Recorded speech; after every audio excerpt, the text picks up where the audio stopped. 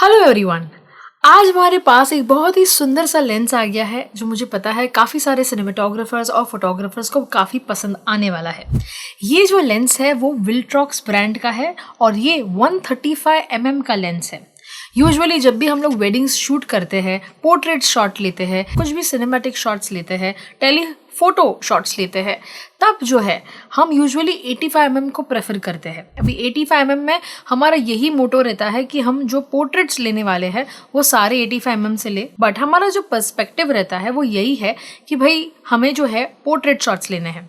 But जब हम लोग वेडिंग शूट करते हैं तब काफ़ी बार ऐसी सिचुएशन आ जाती है जब हम लोग को दूर से काफ़ी कैंडिड मोमेंट्स लेने होते हैं, और ये जो सारे कैंडिड नेचुरल मोमेंट्स जो लेने होते हैं, या फिर कभी कभार अगर हमें पोर्ट्रेट भी लेना है पर दूर से अगर वो पोर्ट्रेट लेना है, इस सारी जगहों पे ऐसा लगता है कि 85 mm का जो पर्सपेक्टिव है वो काफ़ी वाइड है, मुझे तो इससे भी टेलीफोटो जाना है। तो उसके दौरान में जो है हम लोग यूजुअली 7200 mm को प्रेफर करते थे, और 7200 mm काफ़ी अच्छा लेंस है, सुंदर लेंस है, बट उसका जो एपर्चर है वो f2.8 है, जिसकी वजह से जो डेप्थ ऑफ फील्ड और एकदम जो क्रीमी बोके आता है वो सब कुछ हमें 85 mm में तो बहुत सुंदर से मिल जाता है, बट 7200 में थोड़ी सी एक लिमिटेशन आ जाती है जहाँ पे हम सब लोग जो है कॉम्प्रोमाइज़ करते हैं। इसी के लिए जो है विल्ट्रॉक्स ब्रांड ने इस लेंस को निकाला है। इसकी जो मैग्निफिकेशन है, मतलब जो क्लोजअप शॉट्स आपको लेने हैं वो तो बहुत ही सुंदर है, बट इसके साथ ही जो इसका एपर्चर है वो f1.8 है। तो f1.8 में जो आपको पीछे का ब्लर चाहिए वो भी मिलेगा, साथ ही साथ ज़्यादा ये mm होने की वजह से, टेलीफोटो लेंसेज होने की वजह से आपको जो पीछे का ब्लर चाहिए रहता है वो और भी मिलेगा। इसको आप यूज़ कहाँ पे करोगे?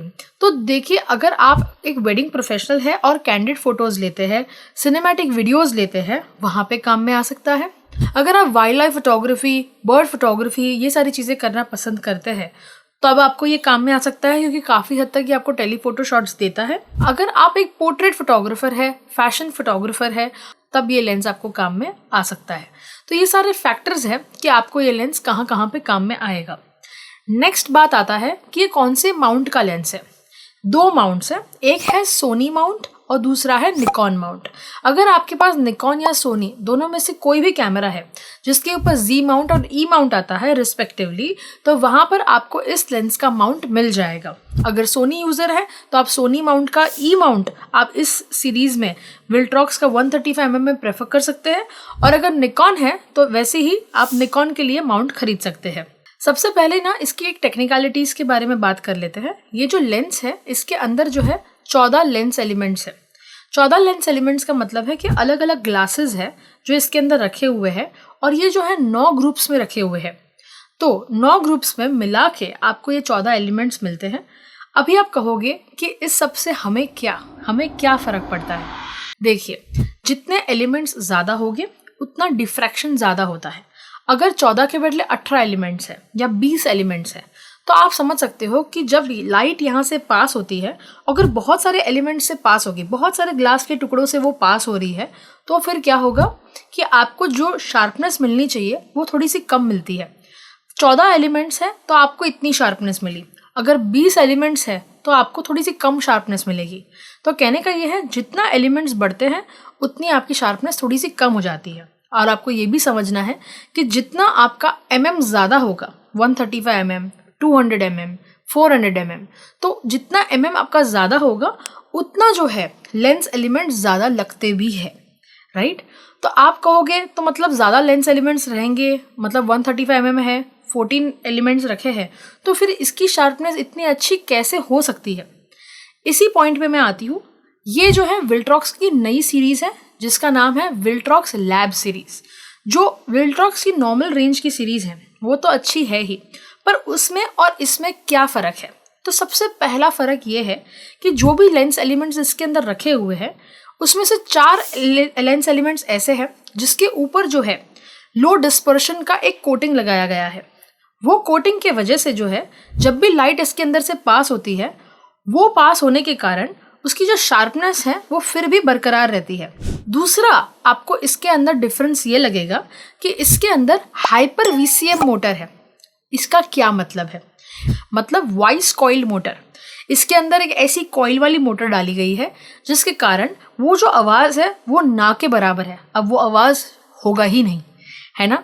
और भी ज़्यादा जो है दूसरा डिफरेंस आता है फोकसिंग फास्ट होने में।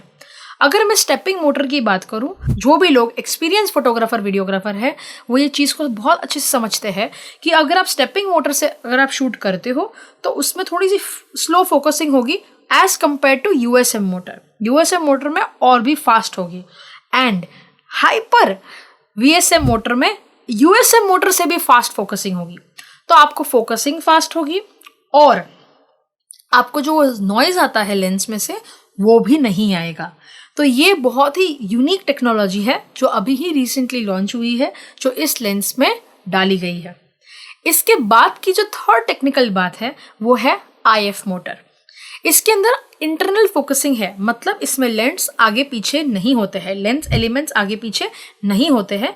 इंटरनली जो है वो अंदर अंदर ही जो है आगे पीछे पूरी की पूरी जो ग्रुप से आगे पीछे होते हैं, जिसके कारण ये लेंस ऐसे का ऐसा ही रहता है और आपको फोकसिंग करने में ज़्यादा आसानी होती है और ज़्यादा अच्छे से अगर आप गिम्बल वगैरह या ट्राइपॉड वगैरह यूज़ करते हो तो आपको ज़्यादा अच्छा पड़ता है। अगर आप देखोगे और एक बात है इसमें, वो है इसकी ब्लेड्स। इसके अंदर जो है जो एपर्चर रिंग डाली गई है वो 11 ब्लेड्स की है और 11 ब्लेड्स की होने के कारण आपको जो पीछे का शेप आता है बोके का वो भी एकदम प्रॉपर सर्कल आ जाता है। काफ़ी बार आप देखते हो कि जो बोके होता है वो सही से इतना परफेक्ट नहीं दिखता है। इसका कारण है इसके जो ब्लेड्स की टेक्नोलॉजी है वो कौन सी यूज़ की गई है। तो इसका जो ब्लेड्स है 11 ब्लेड्स की वजह से जो शेप बनता है वो शेप की वजह से आपको इतना सुंदर पीछे बोके मिलता है। तो ये सारी चीज़ें हैं। मेन बात हम बात करें कि ठीक है चलो टेक्निकलिटीज़ तो समझी, बात तो अच्छी है, हमारे कैमरे अगर सोनी और निकॉन के होंगे चलो इसके ऊपर ये लग जाएगा। अब ये कितने रुपए का होगा? मोटा मोटा जो है ये 80,000 के अंदर आपको मिल जाता है। जो आप अमेज़ॉन वगैरह पे चेक करोगे तो 75,000, 70, 80 के अंदर ही जो मैंने अभी तक देखा है वो है। एग्जैक्ट प्राइसिंग थोड़ा बहुत ऊपर नीचे होता रहता है, तो इसकी लिंक मैं डिस्क्रिप्शन में डाल दूंगी, आप जाके चेकआउट कर सकते हो। फिर आप बोलोगे कि भाई इसकी क्वालिटी कैसी रहेगी, मतलब ताबड़तोड़ अगर मुझे काम करना है मैंने लगाया कैसे चलेगा।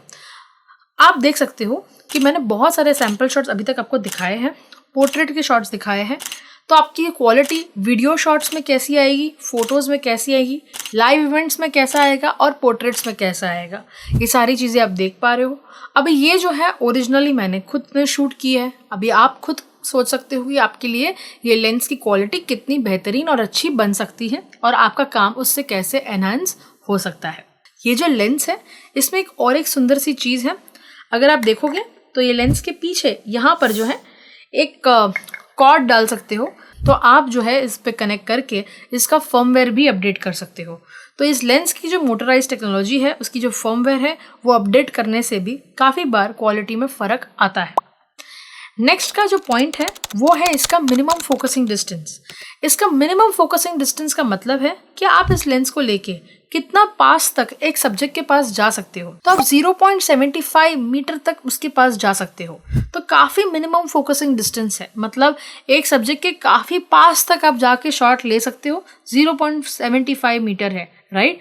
तो वो भी एक अच्छी बात है। अगर आपको एकदम ही क्लोजअप शॉट, मतलब क्लोजअप शॉट तो लेना है पर सब्जेक्ट के भी अगर आप बहुत पास में हो तो भी शॉट ले पाओगे। तो ये सारी जो चीज़ें हैं मैंने आपके सामने प्रस्तुत की। आई होप आपको ये वीडियो पसंद आया है। अगर आया है please like this video, share it to your friends. Thank you so much everyone, see you soon.